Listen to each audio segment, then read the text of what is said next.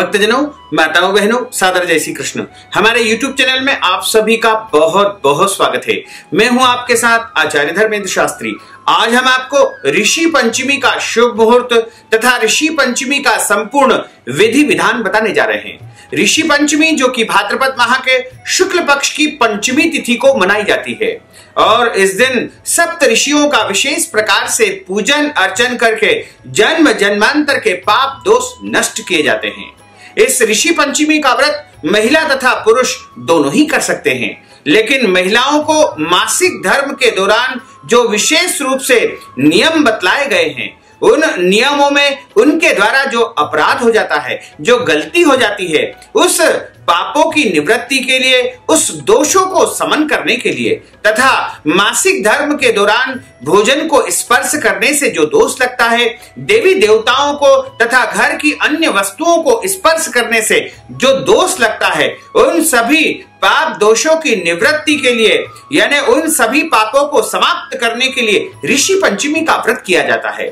ऋषि पंचमी का व्रत जो माताएं बहनें करती है या भक्तजन करते हैं, उनको एक दिन पहले से ही इसका नियम पालन आरंभ करना होगा। यानी ऋषि पंचमी चूंकि भाद्रपद माह के शुक्ल पक्ष की पंचमी तिथि को मनाई जाती है, जो कि इस बार 23 अगस्त 2020 रविवार के दिन ऋषि पंचमी का महापर्व मनाया जाएगा। तो आपको एक दिन पहले से ही एक समय भोजन करना चाहिए तथा ऋषि पंचमी के दिन प्रातः काल जल्दी उठने के बाद नित्य कर्म से निवृत्त होकर के और मध्याह्न काल में आपको दातून से यानी अपामार्ग की लकड़ियां एकत्रित करना है। अपामार्ग का जो पौधा होता है, उसके पत्ते तथा उसकी डंडियां, जिसे दातून भी कहा जाता है, वो सभी एकत्रित करके और अपामार्ग की यानी आदि झाड़ा भी उसे कहा जाता है, उस आदि झाड़े की 108 पत्तियां तैयार की जाती है तथा 108 उसकी डंडियां तैयार की जाती है। जब आप स्नान करते हैं तो उस अपामार्ग की जो पत्तियां हैं उनको मस्तक पर रख करके उसके जल से स्नान किया जाता है और उस समय सप्त ऋषियों का ध्यान तथा स्मरण किया जाता है। इसी के साथ अपामार्ग की जो लकड़ियां होती है, जिन्हें 108 की मात्रा में तैयार किया जाता है, उनको भी अपने सर पर रख करके पानी डाला जाता है और उनके जल से स्नान किया जाता है। यदि आप अपामार्ग की लकड़ी या अपामार्ग की जो पत्तियां होती है उनसे स्नान नहीं कर पाते हैं, तो आप अपने नहाने के जल में गंगा जल या तीर्थ जल डालकर भी स्नान कर सकते हैं। यदि तीर्थ जल भी आपको उपलब्ध नहीं हो तो आप अपने नहाने वाले पानी में तीर्थ का आवाहन करें, ध्यान करें, स्मरण करें कि आज मैं समस्त तीर्थों के जल से स्नान करने जा रहा हूं या करने जा रही हूं। इस प्रकार ध्यान करने के बाद उससे आपको स्नान करना चाहिए तथा इस दिन जो है आपको व्रत करना चाहिए। पूरे दिन आपको व्रत रखना है और भगवान सप्त ऋषि का पूजन करने के बाद आपको इस व्रत का पारणा करना है, यानी व्रत को फलाहार के रूप में आपको छोड़ना चाहिए। वैसे यदि कोई माताएं बहनें पूरा व्रत दिन भर का नहीं रख सकती है तो दिन में एक समय फलाहार करके शाम के समय भोजन भी कर सकती है, लेकिन प्रयास करें कि इस दिन निराहार रह करके फलाहार करने के बाद इस व्रत का पारणा कर सकती है। तथा सप्त ऋषियों का इसमें पूजन किया जाता है और सप्त ऋषियों के पूजन के लिए एक चौकी के ऊपर सफेद कपड़ा बिछा करके उसके ऊपर 7 चावल की ढेरियां लगा करके तथा एक सामने अरुंधति के रूप में एक ढेरी लगाई जाती है। उनके ऊपर 7 सुपारी रखी जाती है और एक सुपारी अरुंधति के रूप में रखी जाती है और उन सब के ऊपर 7 सुपारी और एक 8 सुपारी रखी जाती है तथा सप्त ऋषियों के आसन के लिए वहां पर कुशा या अपामार्ग की जो है झाड़ियां रखी जाती है। यदि ये उपलब्ध नहीं हो पाए तो आप दुर्वा भी आसन के लिए रख सकते हैं। उसके बाद सप्त ऋषियों का विधिवत पूजन करना चाहिए। सबसे पहले भगवान गणेश जी का पूजन किया जाता है। भगवान गणेश जी को 4 बार जल चढ़ाया जाता है और उसके पश्चात उनको वस्त्र अर्पण किए जाते हैं। वस्त्र का अर्थ होता है कलावा चढ़ाना और उसके बाद गणेश जी को जनेऊ जोड़ा यानी यज्ञोपवीत अर्पण किया जाता है। उसके बाद उनको चंदन और कुमकुम लगाया जाता है तथा उनको दूर्वा और पुष्प चढ़ाई जाती है। उसके बाद उनको हल्दी, मेहंदी, अबीर, गुलाल इत्यादि सौभाग्य वस्तुएं अर्पण की जाती है तथा इसके पश्चात धूप और दीप गणेश जी को दिखाया जाता है और उसके बाद आपको जो है उनको भोग चढ़ाना चाहिए। भोग के रूप में गणेश जी को गुड़ का भोग या मोदक का या लड्डू का भोग आप लगा सकते हैं। उसके बाद उनको पुंगी फल, तांबुल यानी लौंग, इलायची, पान, सुपारी चढ़ाए तथा जो भी फल आपको उपलब्ध हो सके वो फल उनको अर्पण कर दे और उसके बाद दक्षिणा चढ़ाएं और हाथ जोड़ करके प्रार्थना करें। इसके बाद आपको सप्त ऋषियों का और अरुंधति का पूजन करना चाहिए। सप्त ऋषियों का पूजन भी इसी प्रकार आपको करना होगा। सबसे पहले सप्त ऋषियों को आपको जल चढ़ाना होगा।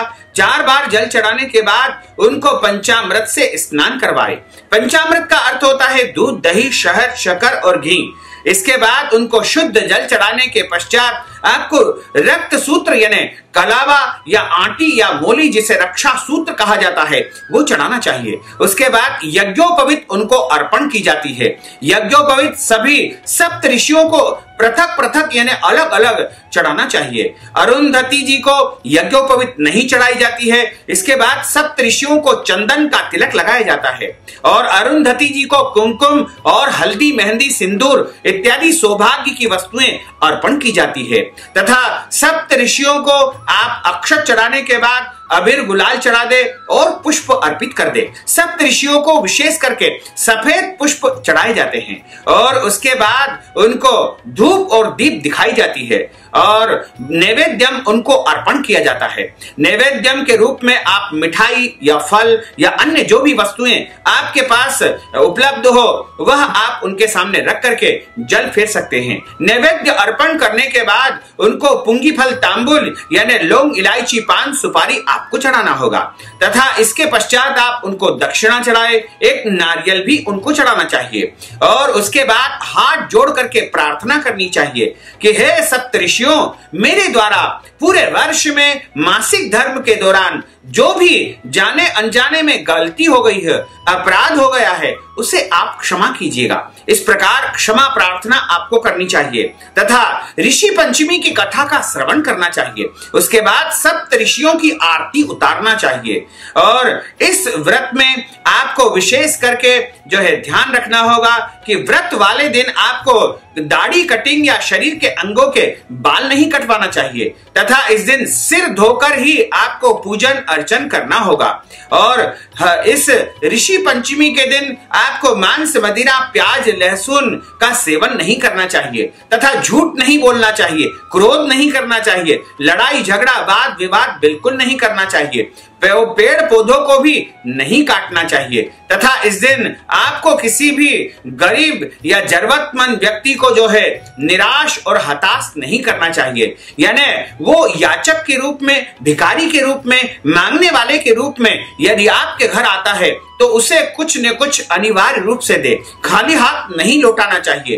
तथा घर के बड़े बुजुर्ग यानी माता पिता या सास ससुर या फिर साधु संत, गुरुजनों या बौद्ध भिक्षुओं या फिर देवी देवताओं का इस दिन अपमान नहीं करना चाहिए, शास्त्रों की निंदा नहीं करना चाहिए और पूरा दिन सप्त ऋषियों का स्मरण करते हुए आपको इस व्रत का पालन करना चाहिए। यदि इस प्रकार से आप व्रत का पालन करेंगे तो पूरे वर्ष आपके द्वारा जो भी गलती हो गई होती है, यानी विशेष करके जो मासिक धर्म में महिलाओं को जो पीरियड के दौरान जो अपराध हो जाता है, जो गलती हो जाती है, यानी भोजन का स्पर्श उनके द्वारा कर लिया जाता है या देवी देवताओं का स्पर्श कर लिया जाता है या फिर बिस्तर, पानी का मटके इत्यादि को स्पर्श कर लिया जाता है, उन सभी दोषों की निवृत्ति इस पूजन के तथा व्रत के विधान से हो जाएगी तथा उनके जन्म जन्मांतर के पाप, दोष, पीड़ाएं सब नष्ट हो जाएगी।